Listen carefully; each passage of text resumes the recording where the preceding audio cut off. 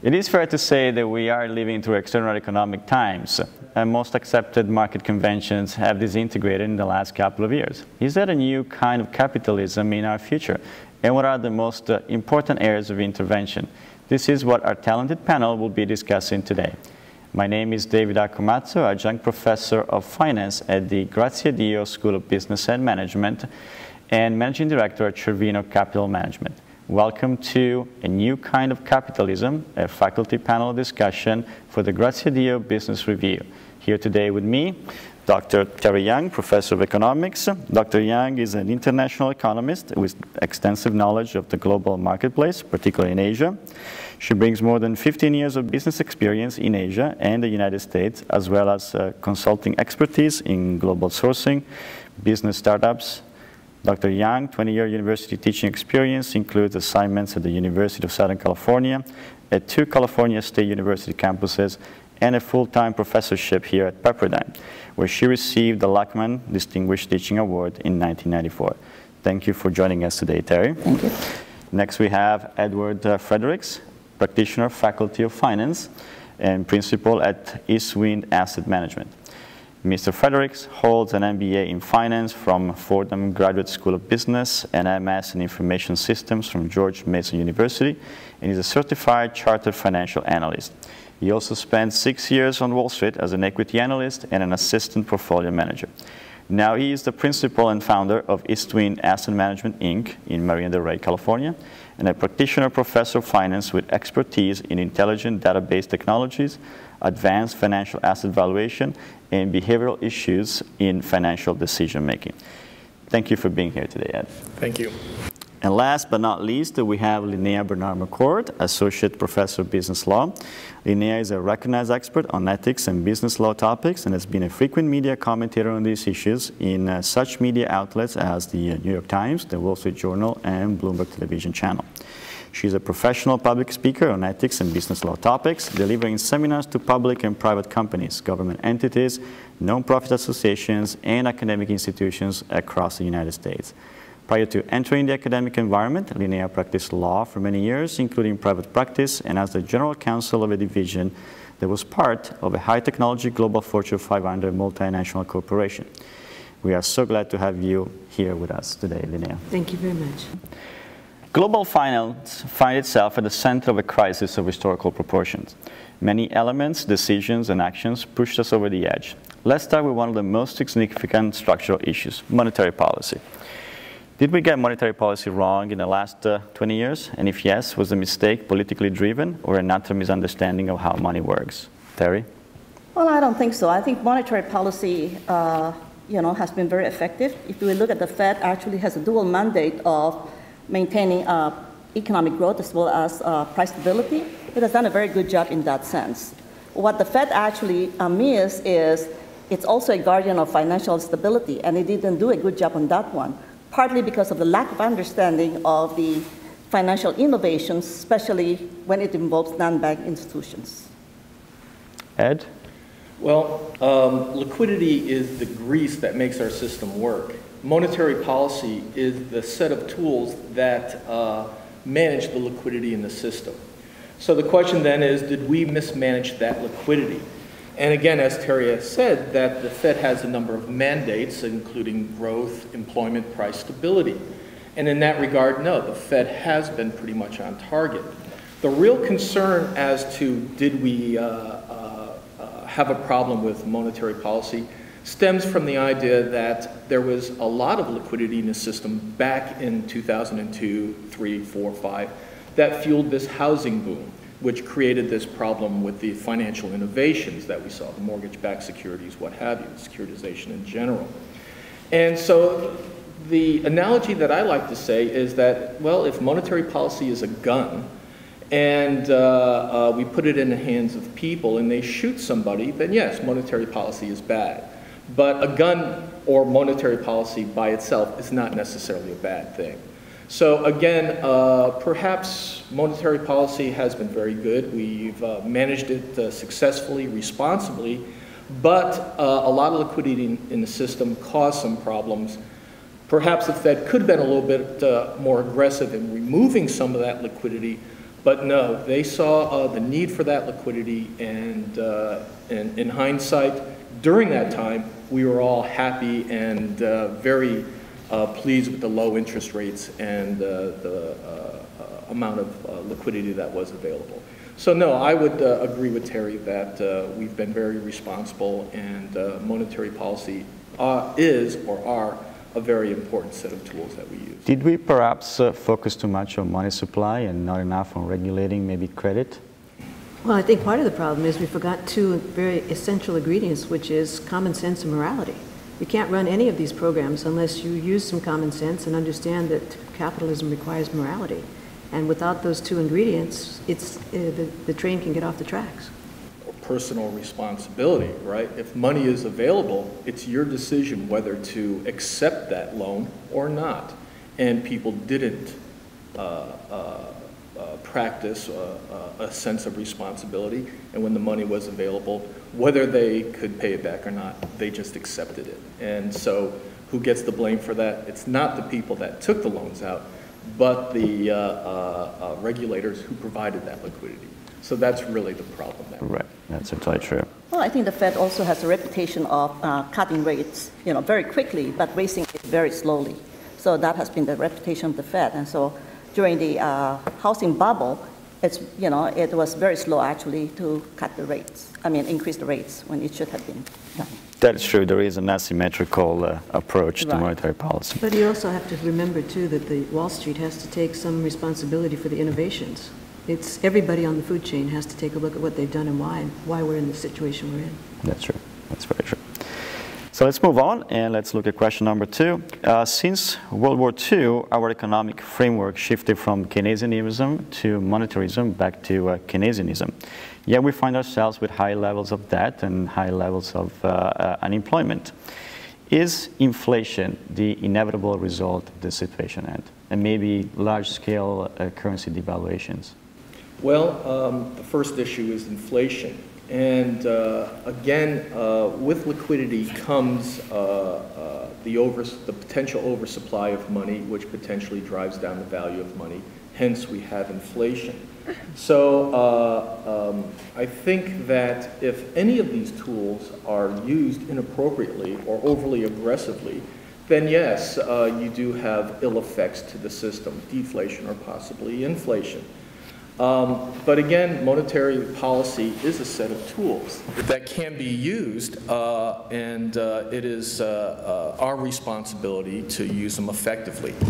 Keynesianism, in a broad sense, refers to the federal government or governments utilizing tools that they have available to help guide the economy, and primarily taxing and spending policies.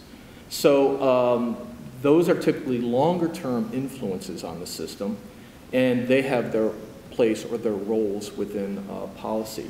But again, the whole idea is they are tools and they need to be used responsibly. Going back and forth, well, at that point in time, when they were implemented, there was a need for them. And it's a very tough decision. You really don't know the effects until a much longer time going forward. So it's very difficult or it's easy actually to sit here and look back and say, oh, that was the wrong decision, when the facts at that point in time pointed to possibly the only alternative that they had. But an interesting point, too, is that monetary policy should be apolitical. Fiscal policy is very political. And so there is an inherent problem there. But can monetary policy be really apolitical in your view? Well, the problem is that we've fallen too much in love with experts. Experts are a tool, but they don't necessarily have all of the information available.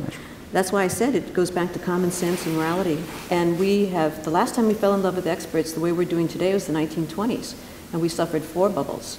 It seems as though in the 2000s we've suffered maybe 5 bubbles, and we should consider whether or not the same consequences of the 1920s could happen again. Right. Well, back to your question, is inflation inevitable? If you look at the situation right now, what we have actually is we get the credit as well as the money growth is actually shrinking. And also we have, austerity measures, not only in the United States, but also in European countries or in most developed countries because of the huge debt that they have. and we have a very high unemployment. So in a foreseeable, future, at least in the short term, I look at it more of a deflation rather than inflation outcome. Very well. Also, too, to add into that, commodity prices have also fallen dramatically. Exactly. And that has really helped the government in its policies, given that there aren't these inflationary pressures. But so the Fed in its policies. What do we make then of the rise in the price of gold? Wouldn't that be an indication of inflationary pressure building up in the system? Well, my personal belief on gold is that it's a speculative tool, and it's used by very aggressive investors to speculate on fear and greed in the market. If you look at the actual demand for gold, the majority of it is for ornamental purposes. And one of the items, or one of the reasons I hear recently that gold is moving is because there's quite a lot of demand from emerging markets, where the citizens of these countries have a lot of extra funds available, and they're able to go out and spend on these consumer goods, i.e. gold. It's seen as, to a lot of emerging markets, gold is seen as a symbol of wealth and prosperity. So that's where I hear a lot of the demand is. As an industrial metal or as a store of government wealth, it's hardly used, or hardly hardly used in that sense. So it's to me, it's a speculative tool, or from what I understand, it's a speculative tool. But it's also a reflection of the fact that people are concerned about the currencies. If the debt levels that are all around the world now in our economies are such levels that there is fear that the currencies will have a problem. So it's a natural thing to happen right now. It will definitely seem so. Yeah. Well, yeah, I agree with what Linnea has said here. It's really more, for me, I think of it as more of a hedge against the devaluation of currencies. Right. Whether it's euro or dollars, I mean, I look at it in terms of how much value, they're all created out of thin air. So how much value do they have? Exactly. Very well. Now let's move on. Let's talk a little bit about the banking system and a reform of the banking system. We all agree that capitalism is probably the best economic system that we know, yet it's been very unstable. One way of perhaps improving that stability will be to reform or redesign the banking system. My question to you is, what is really the future of banking? The fractional banking system combined with a too big to fail idea really has not worked. Should we be looking at narrow banking? Should we be looking at mutual fund banking? Is this the reform that is going through Congress right now perhaps a step in the right direction? Well, I think that any reform that is 3,700 pages long is probably not in the right direction. That doesn't take into account that our system has to be based on trust. And the details of how we redesign the banking system, I'm certainly not the expert that could tell you how to do that. But I do know that we do have to develop a banking system that we trust. And there is no such thing as too big to fail, including for countries. And so I think we have to eliminate that from our discussion and start going back to a banking system that actually works and makes sense. Ed? Well, I would disagree that the fractional banking system failed. It wasn't necessarily the banking system that failed. It was poor underwriting standards that created a large market for assets that, in hindsight, turned out to have little or no value. So it was really very poor underwriting standards. Additionally, capital requirements for these banks were satisfied by some securities issued by, say, Fannie and Freddie Mac, and when these were nationalized, those securities were worthless. So hence, the system really was eating itself, if you will. The banking system and the government was actually destroying itself with these poor underwriting standards. So fractional banking has been around since 1500s or so. If you have a flat tire, you don't replace your car, okay? So to use a metaphor. So again, I think that perhaps banking might need to be narrow. Perhaps we should look at some of the activities that banks were in. But I don't necessarily say that we need to change the model. A bank is a very simple business model. You borrow at one rate and you lend at another rate. And the bank earns a spread. The ability to leverage that up, i.e. fractional banking, improves the profitability. And many people other than banks have been very successful at doing that. So perhaps it's the amount of leverage, perhaps, again, the different activities that banks can be examined. But no, I believe the fractional banking system is a successful business model. Terry? When we look at a banking system as a too big to fail, that's really, you cannot have many big banks, okay, because that stifles the competition around. And so you pretty much have an oligopoly in that sense. At the same time also, I think if you have a narrow banking system, you lose the economies of scope and the scale in that sense. So I think it has to be a happy medium. As Ed says, we don't have to replace the whole banking system, but what make our banking system having its problem is because we have a very highly leveraged bank. 30-to-1 is not exactly what where we want it to be. At the same time also the capital requirements has been lowered down. And so the Basel III actually is trying to answer that question. And so hopefully we can get that, increase in the capital requirements, at the same time also reduce their leverage. And probably the off-balance sheets that they are doing, that should probably be banned in some way or, be regulated. So basically, in the process of eliminating the moral hazard and the too big to fail idea, which really is what probably weakened the fractional banking system, are we moving more toward turning banks into utilities? No, banks can't be utilities. And the Glass-Steagall Act that was repealed in 1999, that was the protection from the 1930s depression. And what we have to do is reinstitute morality, which comes through the ethical principles in American law. And there will be a lot of confrontation over executive pay and whose interests were being represented and for whose behalf the banks were operating. And that's a conversation we need to have. I was going to continue with what Terry was saying, that a bank has capital requirements. And historically, we have examined those and tried to understand a banking's activity so that we can appropriately require an amount of capital. And if a bank is doing more aggressive activities, then that common sense says they should have additional capital, possibly higher quality capital as well. So instead of, again, going back and trying to reinvent the wheel, perhaps we should look at some of these concepts or ideas, and that's what should be revised or revisited, and again, not reinventing the wheel. Very well. Let's move on to the topic of globalization. Is this long wave of modern globalization dead in its tracks? How do we manage systemic imbalances as we recurrently experience in currencies and trade? Terry? Well, I don't think I think in terms of globalization, I think it's a point of no return. It's like, everybody has experienced, the fruits of globalization. I don't think anybody wants to go back to, where everybody has, protectionism measures and all those things. But when we look at it in terms of the systemic imbalances, okay, there is a need actually, because globally we are so interdependent, there is actually a need for macroeconomic coordination going on. We cannot have one nation doing something by itself. It doesn't have that much of an effect. It has to be coordinated in some way.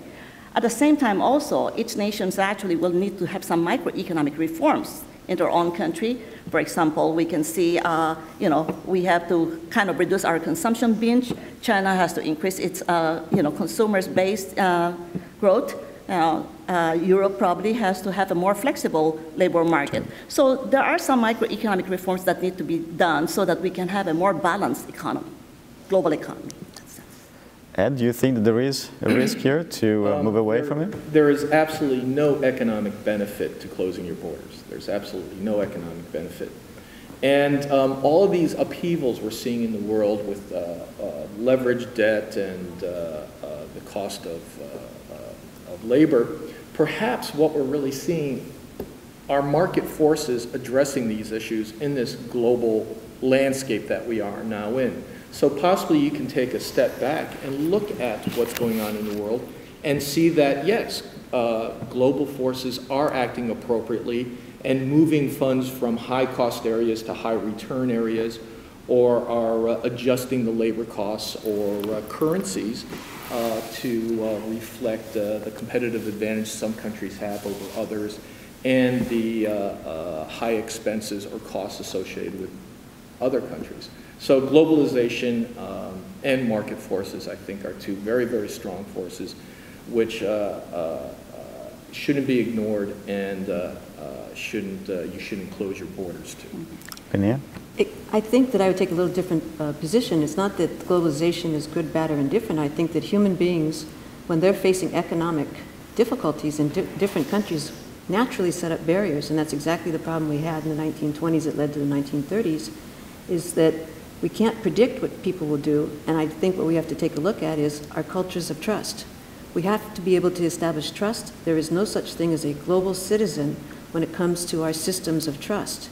The United States has been the longest running continuous trust system in the world so far in modern times. And so what we have to do is clean our house and figure out how to do it here, and then perhaps be able to demonstrate to other countries how to do it. Very well. Well, we certainly cannot discuss globalization and trade imbalances without mentioning China. Is China a friend or a foe in the process of global financial stabilization, Terri? Well, I take the view of China really is an ally in that case. In other words, China, any play that China makes is a big game in this globalization force, okay? One of the things, if you look at it in terms of the stimulus that China has given during the global financial crisis, is China actually who led the economic recovery from that sense. The other thing that you can look at it in terms of what's happening in China, probably a lot of, what they are doing is, they have a huge excess reserves. Okay, that huge excess reserves is due to their, current account surplus. But on the other hand, that is actually helping the U.S. kind of mend its economy, because what they're doing with those surplus actually is buying the U.S. treasuries. So helping us keep our interest rate low, at least until we can recover. So right now, I would say that China is a help actually in the financial stabilization process. Ed? They're like the Federal Reserve too, right? They're the lender of last resort. That's true. I think with China, I don't think the mindset should be friend or foe. I think what you should think about with China is that ultimately China will do what's good for China. China's political system is, of course, a communist system. It's a hybrid communist system that allows for free markets or ownership of private goods. But ultimately, the political institutions there want to survive and perpetuate. So China will do what's good for China. I think if we keep that in mind in any of our decisions we make or any of our policies, if we need China to participate, we should approach China with the idea that to sell them on these ideas as that this will ultimately also be good for China. And possibly China will see that because China's success has been based on them being able to address our markets, to import into our markets, export into our markets. So, perhaps our systems are closer, much more closer aligned than people like to admit, that they can't survive without us, and obviously we can't survive without them. But ultimately, at the end of the day, China will do what's good for China. Yeah, sorry. Go ahead. I just want to piggyback on what Ed said here. There's a symbiotic relationship between China and the United States. And we should really take China as a strategic partner rather than just an ally or a foe in that case, okay? Once we do that, as Ed says, okay, China will do its thing at its own terms and its own conditions. So, we have to bring China into our fold rather than just let China be on its own and do what they want. Linnea? Well, I think what I would add to the conversation is who is strategically a friend or foe changes over time, and it depends on circumstances, and none of us can predict what those circumstances might be or what the conditions might be. But certainly China is a huge force to be reckoned with. They have a 5,000-year history. They have a lot that we can learn from them, but I think by the same token, they can learn from us as well, and hopefully it'll be cooperative. That's true. An interesting statistic that was mentioned at a recent conference is that China is 400 million middle-class consumers.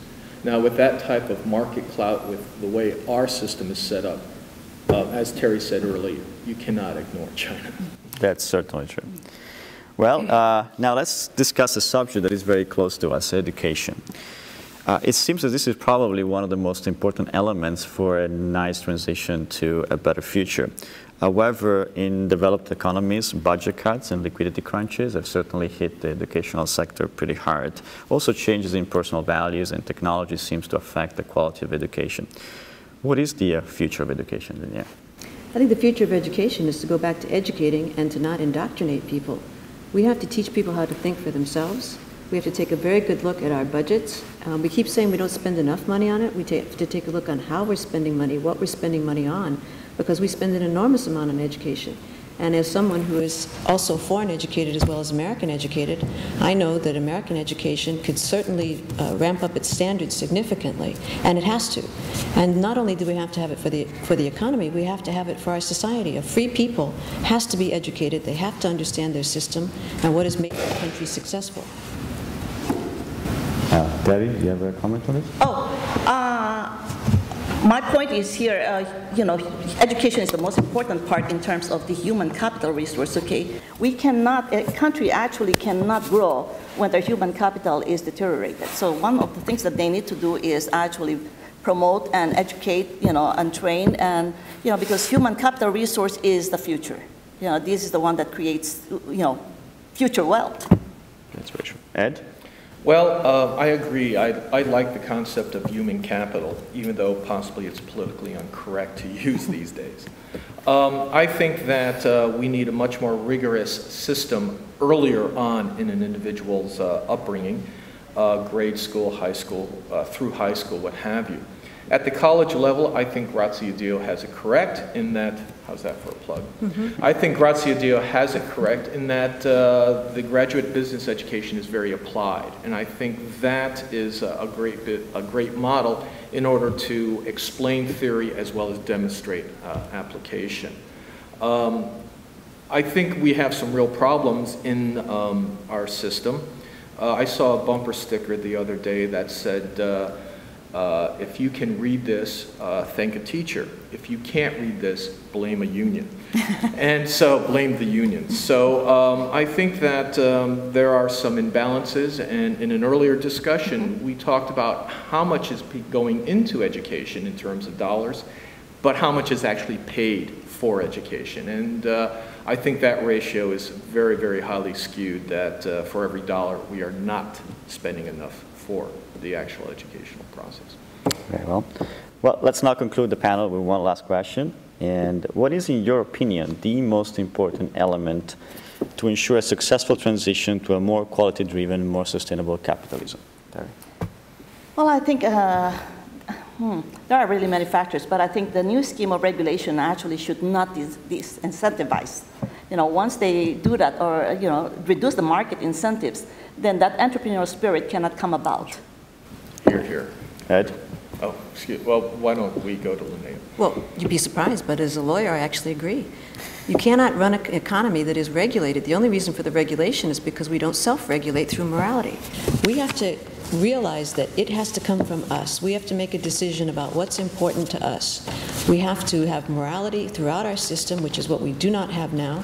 We are about to have a very interesting ouch that's going to wake us all up in some fashion and form, and we need decentralization away from the federal government, away from state capitals, and back to local control. Ed? I think those are great points, Linnea. I think there's two problems with our system. One is that we tend to overreact. We tend to be a little bit emotional, and I think financial regulation right now is emotion conquering reason or rationality. Also, too, I think in the political system, we have an issue where we're a partisan government, that we send people to Washington to bring home the pork, if you will. And so that is a system that just has the wrong incentives. We saw the wrong incentives in the banking system, and what happened? Possibly, or probably, we should address these incentives that are in our governmental system, and before, again, it results in what has happened with our financial system. And I'd like to add something to that. I think we have to take a look at what, not only our incentives, but we have to take a look at ourselves, and we have to have a real soul searching for where we are, how we got here, and what it's going to take for us to get out of it. And there is no way we can have a stable society with almost 40 million people on food stamps and CEO pay and public unions paid what they are. It just doesn't work. And the us-them will not fly. And we have to come together as one nation and figure out how to do this using morality as our guide. But there is an underlying instinct that every human has, and that is greed. Everybody wants more. And it is and that's where regulation comes in, because other people shirk or they rig the system in order to get more. So what you're saying is everybody has to be honest. And that's a very, very tall order, unfortunately, because as soon as one person decides to be dishonest, then unfortunately what you see is a run for the doors, as everyone says, well, I'm not going to be honest if they're not, et cetera, et cetera, et cetera. So it's a very, very, it's a tall order. But I agree that it would be great if there was this newfound ethical morality that I have a feeling it's coming because there is wrath of God coming out of the American legal system very shortly. Mm. Well, I think that's needed, for capitalism to be sustainable. That incentive of greed has to be in the system, that if you work more, if you are innovative, you will get more. That's absolutely true. Perhaps greed is not all that bad. Greed is not the right word, I don't think. Greed is about selfishness, not worrying about the rest of the people around you. I think what you're really talking about is, though, the American attitude about you get to keep what you make if you work hard and play by the rules. And that we definitely would all agree on. It's just that we've misused the word a little bit. Well, I use the word greed. Perhaps you can say it's want. Perhaps you can okay. say desire. We're saying the same thing. The reward system. Well, it looks like we're going to have to have another panel on greed and capitalism. Well, this is all the time that we have for today. I would like to thank you all for your passion and for participating to this panel. And I would like to thank you for joining us today for a new kind of capitalism. And I will welcome you to continue the dialogue on gbr.pepperdine.edu, where you can find all the latest information and research on the topics that we have just discussed. For the Graziadio Business Review, this is Davide Accomazzo signing off.